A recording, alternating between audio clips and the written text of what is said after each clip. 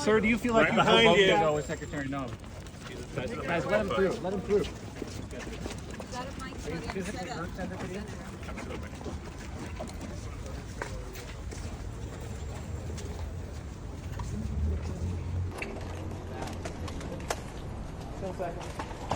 Easy.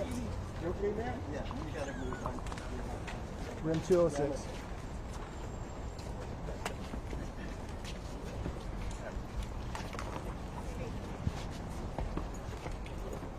Good afternoon. Thanks for your time. Line of sight, guys. Line of sight. We're right here already. If this is how this administration responds to a senator with a question, if this is how the Department of Homeland Security responds to a senator with a question, you can only imagine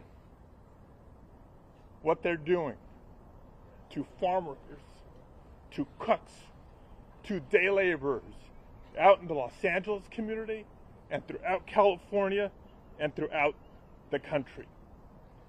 We will hold this administration accountable. Since the beginning of the year, but especially over the course of recent weeks,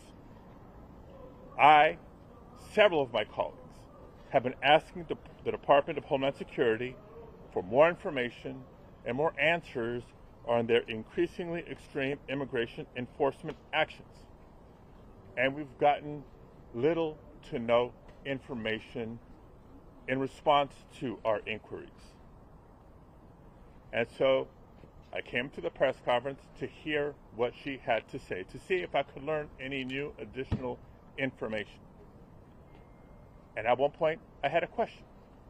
And let me emphasize, just as we've emphasized the right for people to peacefully protest and to stand up for their First Amendment rights, for our fundamental rights.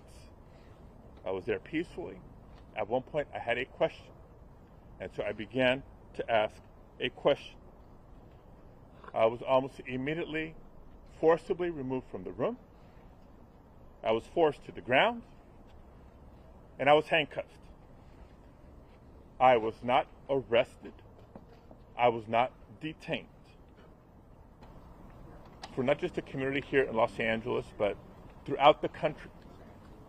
Because there is a lot of concern, there is a lot of tension, there is a lot of anxiety, and a lot of people are beginning to make plans for what they may or may not do come this Saturday.